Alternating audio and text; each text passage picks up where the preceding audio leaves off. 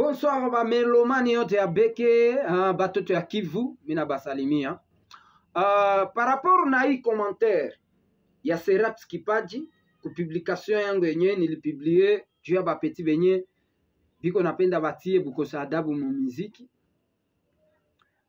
Réponse hii ya bwana alitupa. Mon frère Seraps Kipaji, depuis wende il paraît hauko nafuatilia bitu ya Bukavu tena.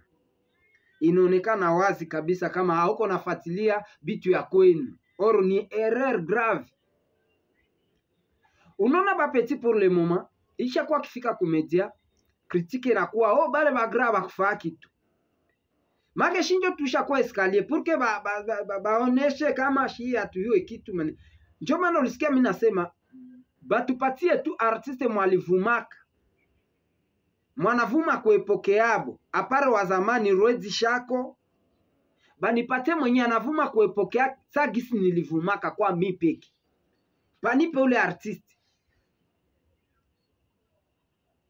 Muepoke ya nouvelle génération, banayua sana, hapo ndio ba danger, banipatie artiste wabo mwenye anavuma saa mie wa zamani, mkwenye jina yangu ilifikiaka. Banipatie artiste wabo mwanavuma saa Rwedi pour le moment. Banipatie artiste wabo mwenye anavuma saa Shako pour le moment. Shi hatukuzarawaka ba mama le Tupac, hatukuzarawaka ba Bulls, hatukuzarawaka ba Big Gay, ba Wawa, ba Nelly Big, ba DJ Gate.